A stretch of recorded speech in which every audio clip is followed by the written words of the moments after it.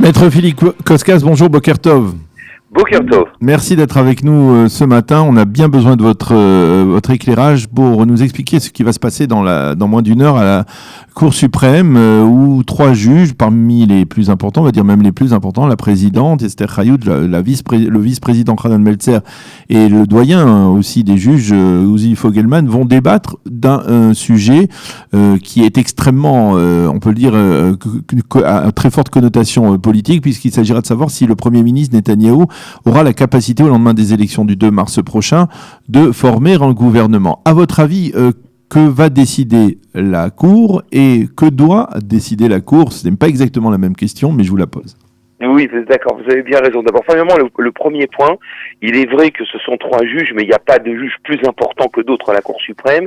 Les juges sont égaux, donc a priori, je crois ce qui a été le principe qui a été formulé, ça a été par ordre de ce qu'on appelle la seniority, c'est-à-dire d'ordre d'ancienneté. Ce sont donc les 3 juges les plus anciens de la Cour suprême, y compris la présidente. Le deuxième point maintenant. Qu'est-ce que la Cour devrait décider et qu'est-ce qu'elle aurait peut-être dû décider, c'était vos 2 questions. Je crois que la question pour l'instant, et c'est pas que la Cour suprême, des fois, évidemment, au cours de son histoire, a été appelée à intervenir sur des sujets qui ont des conséquences politiques. C'est tout à fait clair. Je peux parler sur de l'annulation de loi de la Knesset qui était considérée comme inconstitutionnelle, sur enlever ou non une immunité parlementaire d'un ou des députés. Donc au cours de l'histoire, il est clair que la Cour suprême a donné et a posé des normes juridiques qui ont des conséquences politiques.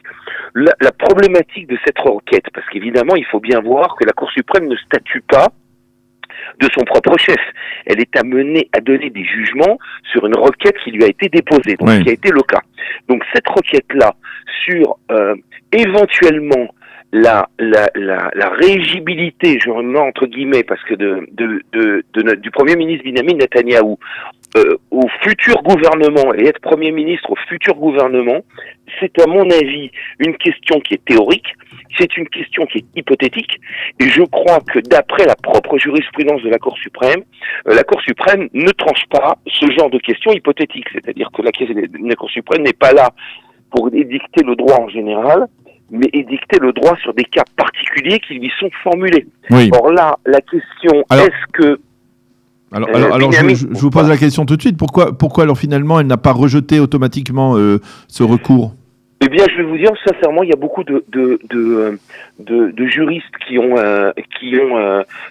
se sont interrogés sur cette question. En effet, maintenant, elle peut décider. Peut-être que ça peut être un message fort de la Cour suprême de dire, écoutez, voilà, moi je décide en tant que 3 juges que cette requête, pour l'instant, à ce stade-là, n'est pas recevable.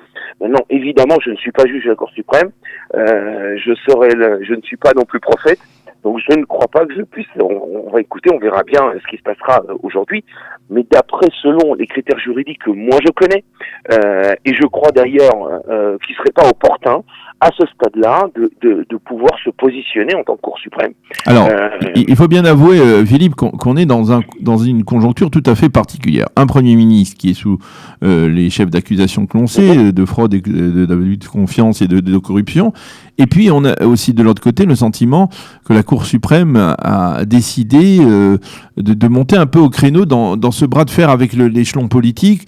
On a véritablement le sentiment qu'on est dans une vraie bataille rangée, entre les 2 pouvoirs, entre le pouvoir politique d'un côté avec Netanyahou qui a des propos extrêmement, on va dire, très, très, très durs envers l'échelon juridique et judiciaire, et la Cour suprême qui semble vouloir monter au créneau. Je veux juste mentionner par exemple le fait que, avant de partir, Shai Nitzan, l'ancien procureur de l'État, avait fait diffuser une sorte de feuille de route aux juristes israéliens, y compris à des juges de la Cour suprême, pour leur dire comment lutter contre certaines déclarations du pouvoir. Donc quelque part, est-ce qu'il n'y a pas aujourd'hui, peut-être de la part de la Cour suprême, une volonté de dire, nous aussi, nous avons notre mission, c'est de rétablir le droit dans un pays où il n'y a pas où on est dans un chaos politique total, remettre les choses en ordre. Oui, moi je suis pas du tout d'accord avec votre analyse. Moi je ne crois pas qu'il y ait il y a comme vous l'avez exprimé, je crois pas qu'il y en a un qui veut descendre le bras à l'autre. D'abord, il faut bien comprendre, lorsqu'on parle du juridique, on parle d'instances différentes, on parle de la police d'un côté, donc on parle de dizaines de personnes, voire des milliers de personnes qui sont imbriquées dans les dossiers au niveau de la police. On parle du procureur, donc vous avez évoqué Shai Nissan, on parle de dizaines de personnes, et on parle de juges. Donc on parle ici, là maintenant, vous me parlez de 3 instances qui sont différentes et qui ne relèvent pas, et il n'y a aucune qui a une autorité sur l'autre. C'est-à-dire que ce sont des instances qui sont absolument différentes. Maintenant, ce qui est en train de se passer, c'est pas que vous avez vu un arrêt, en tout cas moi j'ai pas connaissance de ça, ces derniers mois un arrêt de la Cour suprême contre Benyamin Netanyahou. On assiste à un tirage au gros boulet de Benyamin Netanyahou contre l'appareil judiciaire. J'allais dire, mais c'est le cas de tous les inculpés, et plus les inculpés politiquement sont hauts, et plus les inculpés crient cabale. C'est ce qui a été le cas évidemment dans notre ancien président, qui était inculpé de viol. C'était également le cas d'Ehud Olmert. C'est-à-dire que là, ce qui est en train de se passer, j'allais dire, c'est un pattern qui est assez classique, entre guillemets, d'une personne qui est inculpée, à son avis évidemment à tort, qui va non seulement pas, qui veut garder les rênes du pouvoir, donc ici il n'a pas le choix, qu'il que de tirer à gros boulets sur l'institution juridique. Maintenant, quand on parle juridique, je vous répète, on parle d'institutions différentes. Oui, mais par exemple, la Cour suprême, et je reviens à ce que l'on appelle le décret, envers le verdict d'Eri et Pinchasi, qui remonte à 1993. C'était le début, on va dire, de la période de ce que l'on appelait la révolution de l'activisme juridique de Aaron Barak. À l'époque, déjà, la Cour suprême avait statué qu'un ministre qui était inculpé, eh bien, devait démissionner du gouvernement, alors que la loi ne le mentionnait pas de la sorte. Oui, c'est vrai. Alors, pourquoi finalement ne ferait-elle pas le même type d'initiative, ne prendrait peut-être pas la même initiative en disant, ben non, Netanyahou, même si la loi ne l'oblige à démissionner que après qu'il ait été reconnu coupable et condamné, eh bien, nous estimons que dans une telle conjoncture, eh bien, Benyamin Netanyahou ne peut pas former un gouvernement. Il peut pas être éligible ou peut pas former un gouvernement. Tout à fait, vous avez peut-être raison. La loi ne prévoit pas, il faut bien dire que c'est c'est l'ABC du droit. C'est-à-dire que la loi ne prévoit pas tous les cas. Et puis également, il existe des cas, et c'est pas la première fois dans l'histoire du droit, ça se passe tout le temps, que la loi donne une norme, et j'allais dire que les tribunaux l'interprètent de manière un petit peu différente, parce que le pouvoir d'interprétation des normes sont différentes. Maintenant, je vais vous dire, oublions maintenant le cas qui nous soucie, c'est-à-dire celui de Benyamin Netanyahou.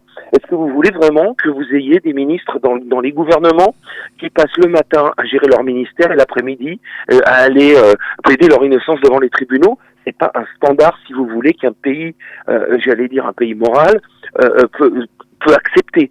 Donc le standard qu'a donné la Cour suprême, et vous aviez tout à fait raison en 93, c'était de dire, elle a décidé, c'est pas contrairement à la loi, si vous voulez, ça a été une interprétation de la loi, que cette mise à pied du ministre commence dès l'inculpation et non pas dès la condamnation. Maintenant, je vais vous dire, c'est quand même très important.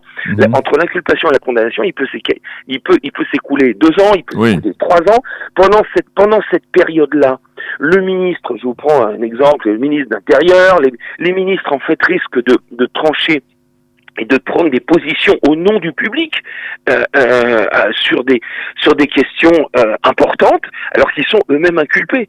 Donc, si vous voulez, c'était une norme que la Cour suprême a donnée, comme vous l'avez évoqué en 93. Cette norme a été d'ailleurs appliquée. Oui. Personne n'a crié au loup. Depuis plus de 25 ans, lorsque cette norme a été appliquée. Donc là-dessus, il n'y a pas eu de problème, y compris elle a été appliquée par Benyamin Netanyahou récemment, qui a libéré 6 postes ministériels. Donc on peut pas non plus en vouloir à la Cour suprême de faire son travail. On a le sentiment, et dites-moi si je me trompe, que cette question embarrasse passablement, on va dire, le pouvoir juridique, c'est-à-dire la Cour suprême d'un côté, mais aussi le conseil juridique du gouvernement, et que celui-ci, s'il avait bien pu, en tout cas c'est ce qu'il fait pour l'instant, il fait tout pour ne pas s'exprimer à ce sujet. Pourquoi Mandelblit, qui on va dire a eu le courage d'inculper un Premier ministre, est-il soudain si timide face à une telle recommandation ? Attendez 2 secondes. Quand vous dites il y a plusieurs types de questions ici qui sont soulevées. Au niveau juridique, il y a 3 questions juridiques. La première question, on l'a évoqué au début de notre interview, c'était est-ce que oui ou non un Premier ministre, on peut être éligible en tant que Premier ministre dans l'État d'Israël alors qu'il y a des chefs d'inculpation contre vous. Or, Mandelblit, j'allais dire, lui ne s'est pas exprimé sur cette question, comme j'attends, c'est ce que je vous ai dit au début de mon propos, j'attends de la Cour suprême de faire la même chose. Pourquoi ? Parce qu'on parle de quelque chose de théorique. Oui. Il se peut que Binyamin Netanyahou ne soit peut-être réélu en tant que député, mais n'ait pas la prochaine majorité à la prochaine Knesset. Donc, si vous voulez, c'est une question qui reste théorique. Et moi, vraiment, j'attends de l'appareil judiciaire de ne pas se prononcer sur cette question théorique. Si vous voulez, ça, c'est la première question. La deuxième question, c'est toute la question qu'on va assister d'ailleurs d'ici la fin de la semaine. C'est le problème de oui ou non immunité parlementaire. Alors ça, c'est la deuxième question. Et la troisième question sera est-ce qu'un Premier ministre sous inculpation, inculpé donc, peut être Premier ministre en fonction de la fameuse jurisprudence dont vous avez parlé. Si vous voulez, ce seront 3 questions différentes, à 3 temps différents. Ce qu'a fait, à mon avis, le Conseil juridique du gouvernement il a, j'allais dire, botté en touche, il n'a pas voulu répondre à la première question, et je crois que il a eu raison. Je ne crois pas que l'appareil judiciaire doit interférer dans des prévisions politiques. Je crois qu'il est là pour donner des standards juridiques, donc je crois c'est pas du tout qu'il est neutre, il rentre dans son propre rôle. Alors, une dernière question concernant justement l'immunité, parce qu'effectivement, Binyamin Netanyahou devrait annoncer aujourd'hui, probablement, qu'il a l'intention de réclamer l'immunité parlementaire. Il y a toute aussi d'imbroglio politique dû au fait qu'il n'y a pas de Knesset aujourd'hui, donc pas de commission de Knesset, etc. Mais est-ce que vous pensez que c'est son droit, Binyamin Netanyahou, qu'il interprète bien la loi lorsqu'il réclame une immunité parlementaire face aux affaires dans lesquelles il est incriminé ? Premièrement, il peut la réclamer. Je ne vais pas voir sur le fond du droit parce qu'il faut voir également que le droit en matière d'immunité parlementaire a évolué. Je vous donne un exemple. Vous avez pris l'exemple d'Aryeh Deri. Aryeh Deri avait voté positivement pour s'enlever à lui-même sa propre immunité parlementaire. Oui. Donc, si vous voulez, il y avait, et c'est pas le seul député, depuis la création de la Knesset, il y a eu des dizaines de députés qui ont voté leur propre sanction, se sont enlevés eux-mêmes leur immunité. Aujourd'hui, la loi a changé, et là-dessus, on n'a pas beaucoup de jurisprudence pour ce changement de loi. L'immunité parlementaire doit être demandée à la Knesset. Mais elle doit être demandée sous certaines raisons.